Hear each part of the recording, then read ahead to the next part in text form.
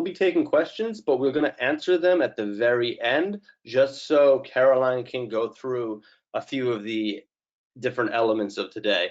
And this is a particular topic that's changing constantly. So we're going to go through two main aspects. One is what salon owners can do while their salon is open, and what salon owners can do while the salon is closed. It's going to be more of an overview because there's so much to handle that if you get deep into one thing, you'll be here for hours. So we just have to make sure that and manage expectations of what you guys are looking for in terms of this topic, and that's why it's going to have to be an overview. So everybody can see my screen. That's perfect. So now, ladies and gentlemen, thank you so much. And I now hand you over to Caroline. Thank you, guys. Thanks, Chris. Good morning, everybody. My name is Caroline McEnery. I'm the Managing Director of the HR Suite. So we're HR consultants that advise clients in relation to all things HR and employment law related. I suppose we currently are focusing 24/7 in relation to the coronavirus. And I suppose we've been getting client calls all weekend. You know, it's been really, really hectic because people are in uncharted waters and there's a lot of uncertainty in relation to what to do from an employment law point of view, from a HR point of view, because we all know our staff are our most valuable asset, especially in a client, facing, environment like you all are. So in today's webinar, I'm going to take you through a lot in relation to that. So basically that's who we are. If you're interested, please connect with us on social media. We're putting up lots of useful tips and videos and advice for clients in relation to how to manage in these specific situations. And we hope that it will be a help to you. So the HR Suite, we're on social media, and Caroline McEnery also on LinkedIn. So I suppose what we're going to do for the next while is talk through the different situations that are going on. And basically, I'm conscious that we have, in Ireland at the moment, pretty much all salons are closed at this stage, and they had no choice. They had to close in the end because of the fact that we have to maintain the social distancing requirement. Whereas in the UK, obviously, you're open, and if you close voluntarily, you won't necessarily get the benefits that are available. So we're going to talk about all of the different areas, and hopefully it's of relevance and of benefit to all of you. So the first starting point is to revisit and look at what is in your contract of employment. And your contract of employment with your employees is the key legal document that you have that ensures that all your employees have clarity in relation to their terms and conditions.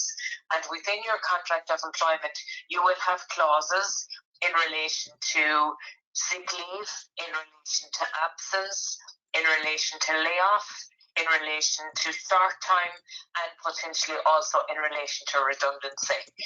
And it's really important that you look and see what does your contract say about all those things now, because the risk or the potential is you may have somebody who is unwell, who's going to be out sick if you're still operating, or you may have to look at the option of putting people on reduced hours, or you may have to indeed, if you close the salon, look at laying people off. So we're going to look at all the different eventualities as we go through this morning's webinar. But the starting point is the contract of employment that we spoke about.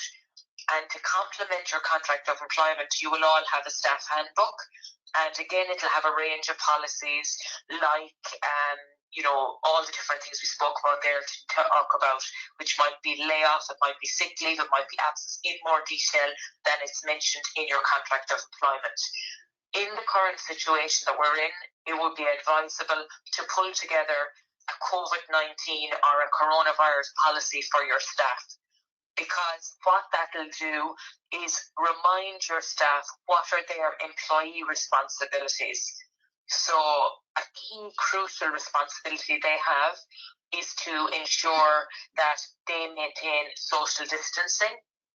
they maintain correct hand hygiene and correct respiratory hygiene.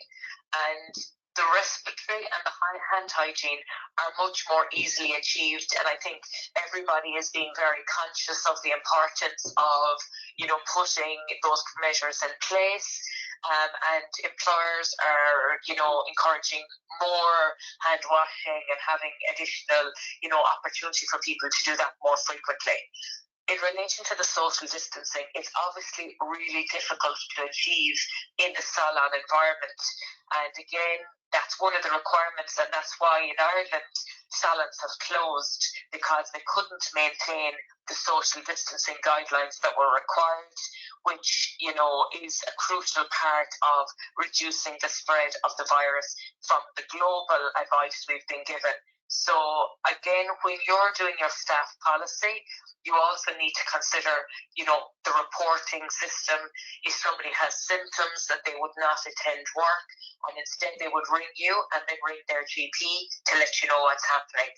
Remember also, under GDPR legislation or data protection legislation, you have an obligation to keep confidential all medical details in relation to your employees. So if you have an employee who rings up and tells you, listen, I wasn't feeling well at the weekend and I need to go and get tested, then ultimately that staff member, you need them to ensure that they know you're going to keep that confidential and not tell anybody else within the salon, because it's not your responsibility to, communicate that message, because they could be perfectly fine. There's about 1,000 other viruses at the moment, within, just normal terms at this time of year. So we want people to err on the side of caution and be precautionary. So if they're not feeling well, that they don't attend work and contact their GP and follow the advice from the NHS or the HSE, and basically, restrict themselves in line with those and organise testing if the doctor deems it necessary. But it's important that we don't, communicate that message to the wider population, because it is the details to do with that person's medical history. If somebody gets diagnosed with the coronavirus, the NHS or the HSC or the public health advisors are going to confirm if any people need to be quarantined or need to self-isolate if they were in close contact with that person. But they need to confirm who that might be. And that's why social distancing is so crucially important, to ensure that people are, for example, putting in place measures like people are on staggered breaks. So you don't have everybody, having lunch together or having break together, because they'd be in such close proximity for more than 15 minutes. The likelihood is they would potentially be in close contact and would need to self-quarantine if somebody who they were going on lunch with or they were working very close with ended up being confirmed as having a case. Other things that salon owners are looking at was putting in a team A and a team B, so doing job sharing arrangements. So at least if one team has somebody who has a suspected case, you still have the opposite team who are available to keep the business going. And I suppose it's trying to also identify, have you any vulnerable employees within your workforce who really shouldn't be at work because of the risk? Because we know that health and safety is our overarching responsibility to all our employees. So we need to identify if we have any vulnerable employees in the workforce. So, for example, a pregnant employee, you might need to do a risk assessment with them to identify if you can ensure that they've got a safe place of work. And your obligations to ensuring that happens is crucially important, because in all environments, you're going to have some element of, contact, and in your business, obviously, there's an increased requirement to do that. So consider what it is you can do to ensure your employees are going to be safe in the work environment, and any measures that they suggest you should consider and look at to try and ensure that they feel safe. Because one of the key issues we're also experiencing is a lot of people are choosing not to come to work because they feel unsafe to be at work. So again, if that occurs, obviously we can't force anybody to come to work. They may have somebody within their family or within their household who's got an underlying condition. So we're going to try as best we can to work with those people to try and come to some agreement with them. So that's crucially important. But ensure as you do your risk assessment, you're trying to reduce and eliminate as many things as possible. So, and have a lot of signage in place for customers and for staff to remind them of the appropriate measures required. So, for example, you're asking customers to wash their hands, use hand sanitizer when they arrive. You might be asking you might have every second chair available in the salon rather than each chair next to each other. A lot of staff members want to use gloves, and again, some staff want to also wear masks. So again, you'd look at all the different options that are available to you, and obviously there's pros and cons to go with each in terms of benefit, but sometimes it's the benefit that it gives the employees in terms of feeling happier that they have those things in place, when they're at work. The other thing to remember also is the importance of having a very good communication system in place at this time with your employees. So looking to see, for example, if you have some tool to communicate with them. A lot of you will have through different software systems, or you might have email, you might have WhatsApp, etc. Look and see how you can communicate with all your staff on a short, quick, easy, way of doing it. Because as things change, it's important that they feel they're getting accurate and up-to-date information from you, so that they know what's happening. So for example, they might be hearing rumors of somebody who says the salon is closing, etc. And it's important that you let them know that all the correct communication is going to occur through this forum. And ideally, you're doing it on a regular update basis. So you might say, look, every Monday, Wednesday, and Friday, we're going to give staff updates on what's going on. And the updates might only be 5 minutes, but at least it means that you are communicating proactively with staff. And again, it's crucially important, that we do that. So I suppose if you're still open, for some roles, for example, you might have somebody who does social media and marketing. For some roles, it might be appropriate that those people would work remotely from home. And again, if that's an option, it's something you can look at. But again, remember, with remote working, it's new rules apply. So what's practical that they will get done in a day, what's practical in terms of the hours they're going to be available to work. So again, you're going to look and see how you're going to manage that, and the importance of having regular check-ins with people when they're on remote working is also very important. So think about how you're managing your risk. Think about your staff policy, which is going to outline the employee responsibilities and what you're doing as an employer, and all other relevant policies as well. And it's just good practice now to remind everybody of all those policies in that overarching staff policy, and definitely, revisit your staff contracts just to make sure you're clear in relation to the advice that's contained in them. I suppose it's unprecedented times, and as a result, there's high levels of emotion with staff. And if they are at work, I think it's important we acknowledge that, and we make sure that they understand that we appreciate it's a difficult times. They're worried for themselves, for their family, etc. Because not acknowledging it, I think, is the worst thing we can do, because it's going to be, I suppose, continuing for those that are working with those people for the full day, and it's difficult enough as it is to be working business as normal for people.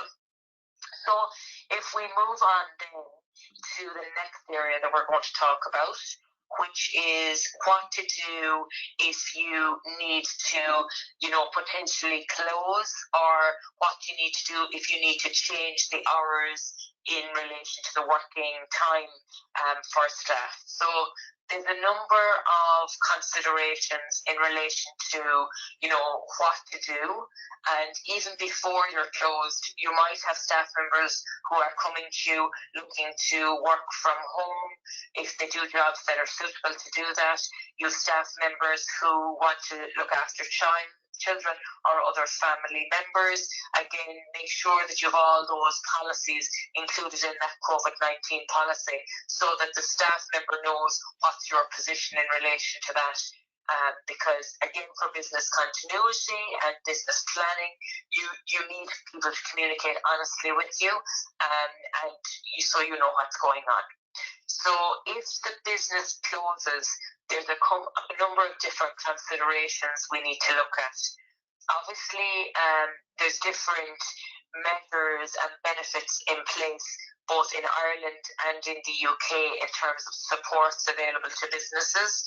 And there's huge amounts of information available on all those supports, available readily to all of you. But just to kind of talk through the implications, considerations that you need to look at. So, first of all, if it's the case that you close voluntarily and somebody wants to take holidays or annual leave that they have already accrued, you would normally allow them to take that because they might want another week's breathing space prior to, it being not business as normal. So if that's the case and people have accrued holidays as we sit here today, you'd normally look and allow people to take those holidays in line with what they've accrued.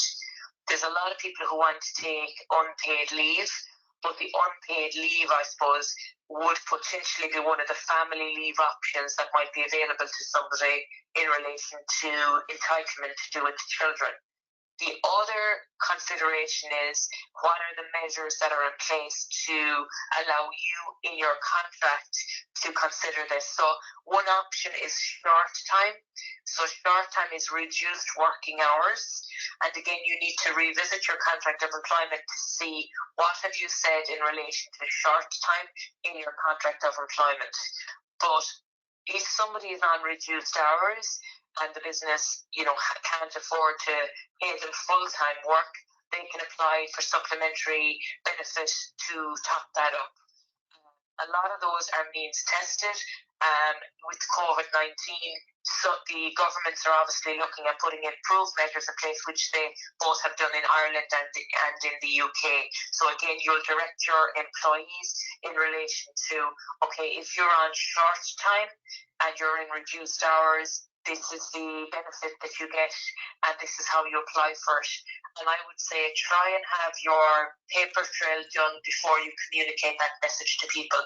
So you have the letter done explaining the reason for it is to do with the fact that business has reduced or you can't maintain social distancing or whatever it is, or it's been a government request, etc. And then basically outline to them the fact that short time is also short term, and it's important that they know, look, you will have a job as far as this is the intent, that basically it's a short time process that we're putting in place and we're going to be reviewing it on a weekly or on a bi-weekly basis. During that time, it's important that the employee gets regular communication from you during that time so that they know what's going on in terms of, the information. So, that they know, okay, well, we expect it's going to be another 2 weeks, we expect, etc. And realistically in this, even though we all expect that this is going to go on a lot longer, I would say if you foresee the next 2 weeks and what that looks like for people, at least you're giving them accurate, up-to-date information, because there's a huge amount of misinformation out there, and the employee needs to feel that they're getting accurate and up-to-date information from you in relation to what's happening with their business. So that would be very important to do. So that's the short time option. So they're working shorter time than they normally would, and then they apply for any benefits that are available to top up their wages. the next option, and you can move from one to another.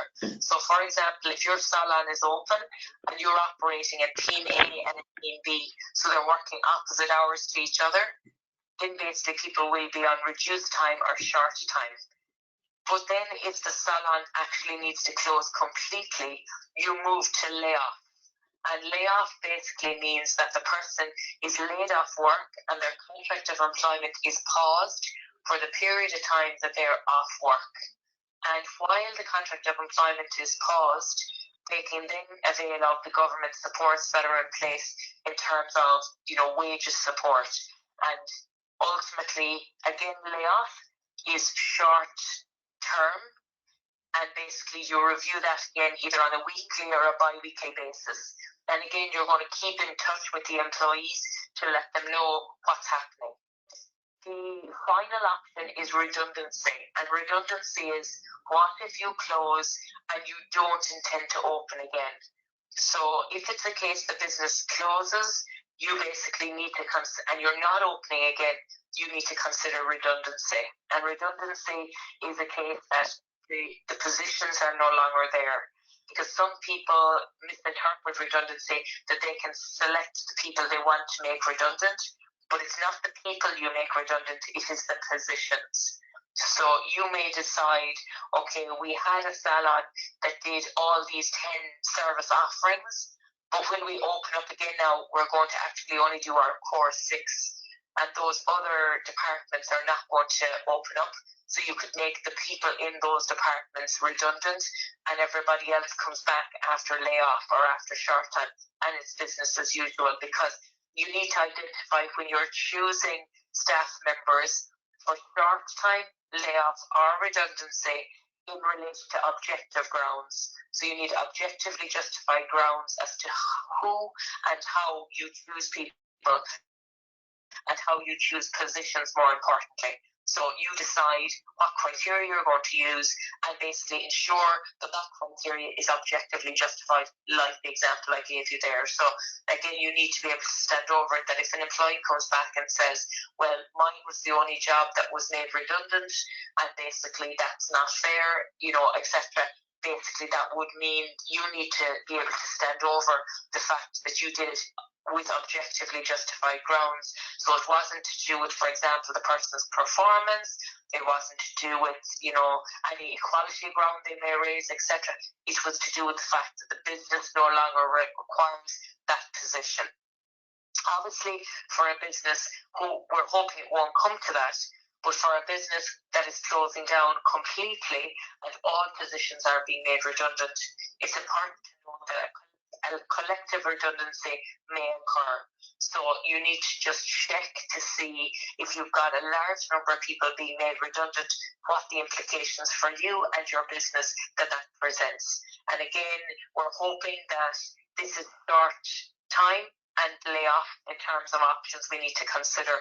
And we're hoping redundancy won't be one of those options, but at the same time, we don't know that. So we have to, I suppose, consider all the options so we know. So the next area I'm going to move on to is, and again, just to finish that by saying, you need to obviously make sure that you have a very comprehensive paper trail in place where you're communicating all of these steps with the employees right throughout the process, so that there's clarity for them in relation to what it is that's happening, what it is they're entitled to, what the communication system is going to be during this time, etc. So again, you're laying their fears as much as possible by giving them clear and accurate and timely communication, which is crucially important during this process. So the next area I'm going to move on to is employee morale and retention. So I suppose at the moment, there's a lot of employees who are very stressed and very worried, particularly to do with their family and their own health and well-being, and also in relation to financial concerns. So if we want to ensure good morale, whether staff are at work or whether they're on short time or they're on layoff, we need to think about what are we going to do to ensure we retain our staff during this period of time. Because when the business closes, you can't have no communication with your staff until it reopens again. So I would suggest you putting in place something like a webinar, something like a WhatsApp group, something, to facilitate, a weekly at least check-in with everybody to see how everybody is. And the good thing about doing something like a WhatsApp group is you're encouraging people to put up funny things and, still communicate during this time. They're not obviously going to be sharing any sensitive personal data, etc., but at least it means that you've got communication going on with your team. And again, that's crucially important. The other thing to remember is there's initiatives that you can do to help with people's well-being while they are at home, because for a lot of people, this is uncharted territory. They're not used to being at home. So again, we're encouraging people to help with people's well-being if they're at home. And key ways of doing that are doing check-ins with people, encouraging people to have, buddies so that they would have somebody that they can ring. The importance of encouraging people to get up and fuel up, which is basically encouraging people to get up, shower and dress as normal, and rather than stay in the PJs, have a morning routine and get into, good habits around that. And again, I think it's important that as employers that they see that you're trying your best to help them in that regard. Other things, I suppose, would be to encourage people to get outside. We know, like, all the good endorphins of doing a bit of exercise. It helps with people's mental health and decreases their sensitivity to stress. And again, maybe listening to music. There might be opportunities that you would share ebooks. You might be able to share podcasts. It's really important that you, invest in the retention strategies that you're going to have in place to continue that connection you have with your staff during the times they're off.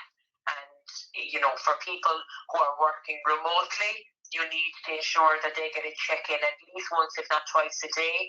Ideally, do it via a face-to-face mechanism. So it might be Skype, it might be Zoom, it might be FaceTime. And also set realistic goals for the person. So the realistic goals will be set, and then you would do check-ins to check in on those to see how things are progressing. And I suppose the other key measures is to see maybe is there a benefit in an employee assistance program.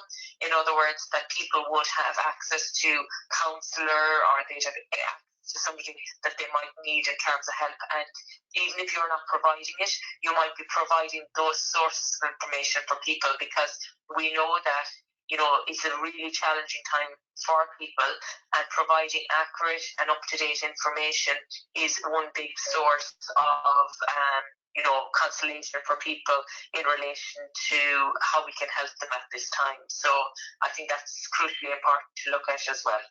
So again, what is it that we're doing in relation to people who might be either in self-isolation? Can we do something to, organise a delivery of food? Obviously, we're not going to be in immediate contact with them, but how are we helping the people who are either in self-isolation or in quarantine, or indeed who have a confirmed case? So they're kind of the main, top tips, I suppose, which is what this webinar was designed to achieve in relation to the uncharted waters that we're dealing with. And I suppose overarching responsibilities in this are health and safety, like the well-being of people, and ensuring that we're doing all we can from a health and safety point of view and a risk assessment point of view in your individual business. So the more we do of that, the better, it's going to be, because ultimately, it's a hugely important area. You need your employees to feel that they're trusting you that you're leading in this way in terms of health and safety. The other key area for me is GDPR, the data protection legislation. You need your employees to honestly tell you what the story is in terms of if they feel unwell, if they've got concerns, etc. They need to know that if they tell you, it will remain confidential, and that information is going to be maintained with the highest standard of confidentiality. And the other piece for me is the importance of ongoing communication. So ensuring that you're communicating timely and accurately with your staff, and you're keeping those communication lines open. So whether that is business as usual at the moment with lots of health and safety precautions in place for some businesses, whether that's for some businesses reduced hours, or indeed for some businesses it might be if they close either by their own choice or in relation to the government requiring people to close, and outlining the communication and also outlining what are the benefits that employees can get, and being conscious that it's a very challenging and difficult time because it's uncharted waters, not alone for employees but also for employers. And as a result, people are additionally stressed, additionally emotive, and I think it's trying to ensure that sense of calm, that we're doing all we can, we get the information to you, and we're doing it as proactively as possible. And whenever we do employee surveys, no matter when we do them, people will always say, we don't have enough communication. So for us in a situation like this, we need to do way more than we would normally, because even when we normally communicate lots, it's never enough in situations like this. So again, those kind of measures would be very positive and proactive to consider, especially in the current climate and at the current time. So that's kind of a good, hopefully, overview. As I said, we're hectic busy in terms of salon owners and employers asking a lot of the questions that I've covered off in today's webinar. But I think for you, it's revisit your contract of employment as the first starting point, and revisit your staff policies, and try and bring the relevant ones together under the umbrella of a coronavirus policy, which you can update as you go along, but at least you'll have the information timely and relevant for people, so that they feel they're getting trusted communication. So I'm going to hand you back over to Chris. We have 10 minutes left in the webinar. So before I have a few final comments to make, just to summarise the key points at the end. So maybe, Chris, if we have 2 or 3 questions that you want to outline to me, we might answer those, and then we'll do a wrap up if that's all right. Yeah, perfect. Thank you very much, Caroline. So we have a question here that says, can we extend probations at this time when closed? Okay, that's a brilliant question. So if somebody's on probation, what you would do is you would pause their probation. So you would write to the person and you would let them know that during this time, because of the fact it's unprecedented times, you're going to pause their probation if the business is closed. If the business is opened, you might be writing to the person to say you need to extend their probation because you haven't been in a position to monitor and evaluate their performance in line with normal business requirements, and basically you're going to extend it for a period of a month. And if the business closes within that time or during their probation, the probation will be paused.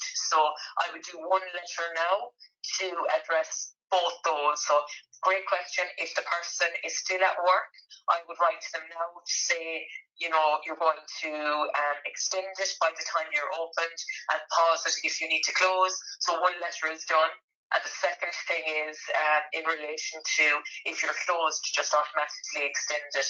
And it's a really brilliant question, because in times like this, we forget the basics and the importance of probation, for example, the importance of, you might be in the middle of a normal disciplinary to do with something.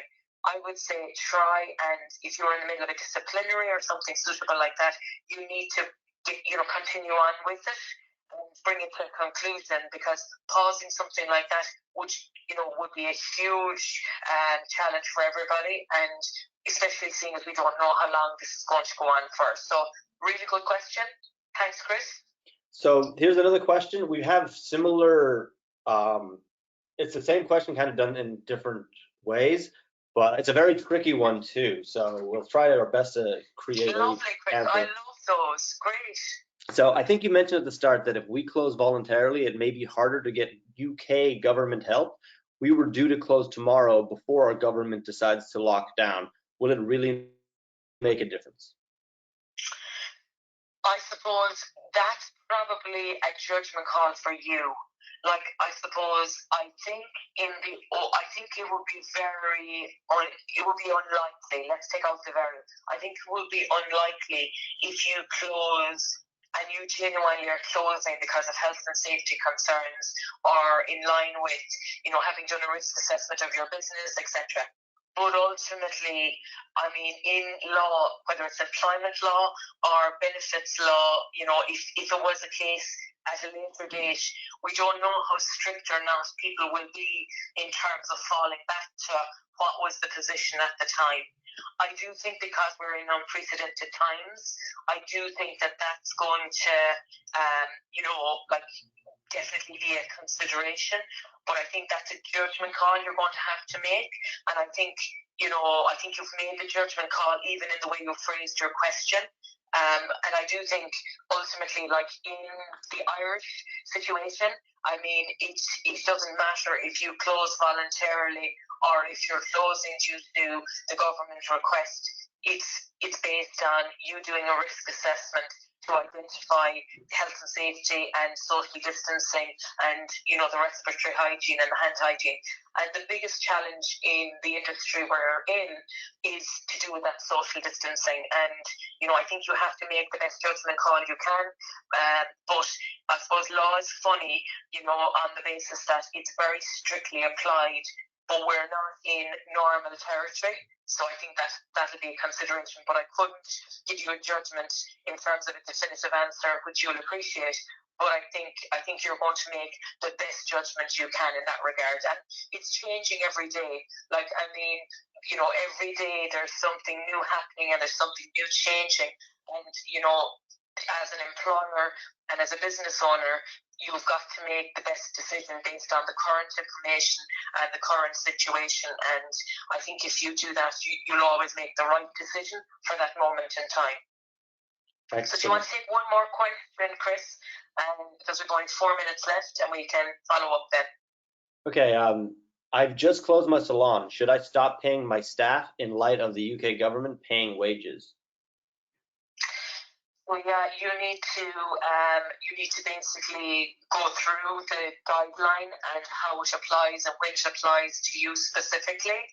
I suppose for some employers, they're making different arrangements with staff, and that's something realistically, again, you need to decide. But the government supports are there for you to take advantage of them. So I would say you should. So again, the communication piece around how you're going to make that transition is crucially important.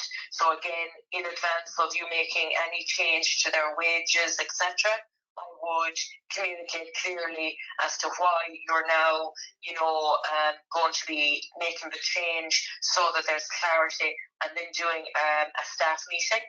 If all the staff are not available, they can dial in via conference call, and I'd ask them to do that, because it's not enough, as far as I'm concerned, to send them a text or to send them an email or to send them a letter. I think we've so much good technology now that it's easy to do a conference call, or it's easy to do some form of communication so that you're actually talking to people. And I think people appreciate that. And again, you're clearly explaining, you were paying people, now this government initiative is in, this is what the changes are, this is how it's going to impact them, etc. Because I think they will appreciate that, because there's a lot of uncertainty associated with a lot of the devil in the detail, because it's obviously such new legislation and such new, information for everybody, that you clearly outlining it to people, I think, is crucially important as an employer. Excellent. Thank you so much. So we're going to wrap up the answers here, but if you guys want to just keep asking questions, specific questions, I can compile them later, and then we'll see how many we can actually answer via email at a later stage. Considering that things change constantly right now, and we'll try our best to give you the most up-to-date information possible. So I'm going to wrap it up now with Caroline. Caroline, thank you so much. If you'd like to once again provide any details or any kind of overview or last-minute thing now. Absolutely. Yeah. Message I would say is health and safety trumps everything. And I think that listener's question there about when do I close and what do I do, etc. I think be informed in making your decision and get your information from reliable, factual sources. So when you're making your decision, whatever that decision is, that you're doing it with correct information and you're doing it in a timely manner. We've lots of information available on our social media, which is thehrsuite.com, and also I would say contact your own, NHS, HSC, government, organisations, etc. Get the information accurately. And the other key thing for me is, as I said, health and safety trumps all. So continue your risk assessment on an ongoing basis. And the other thing I would say is be kind. I mean, it's uncharted waters for employees as it is for you as an employer.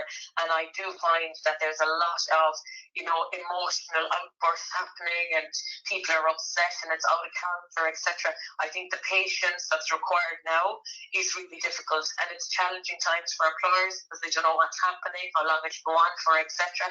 But I think it's just be patient, be informed, make your decision and communicate it very detailed and proactively in writing after you do a verbal communication with your staff. And I think if we do that and keep those principles throughout all of this, then I'd say over communicate rather than less. All right. So I hope you've all found the webinar beneficial. I'd like to say a huge thanks to Chris and to Shauna from Phorest for facilitating today's session. And stay safe and take care, and hopefully this will pass very quickly and we'll be back to normal, which we'll all be so delighted to be back to normal. Who'd ever have thought we'd be so appreciative of normality. So stay safe and take care, and thanks again, Chris. Thank you very much, Caroline. Thank you. All right, take care, everybody. Bye-bye.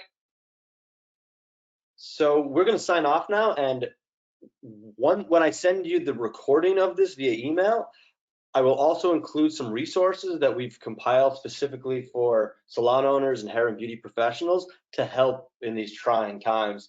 And that can be a lot of stuff like tips, tricks, ideas, strategies for what to do when your salon is closed, and some templates as well. So that will be coming into your email box this week. Thank you guys so much. Apologies if we couldn't get to every single question that was asked. Caroline is quite busy, as everyone is, trying to get through and assist and help as many people as possible. But as I highlighted, I will go through these and we will look for the answer to all of them that we can, that are actually plausible. And then I will respond to you guys in an upcoming email with as many of the answers as I can. Thank you guys so much for attending. These are difficult times, so the best thing I can say right now is good luck, and we wish you all the best.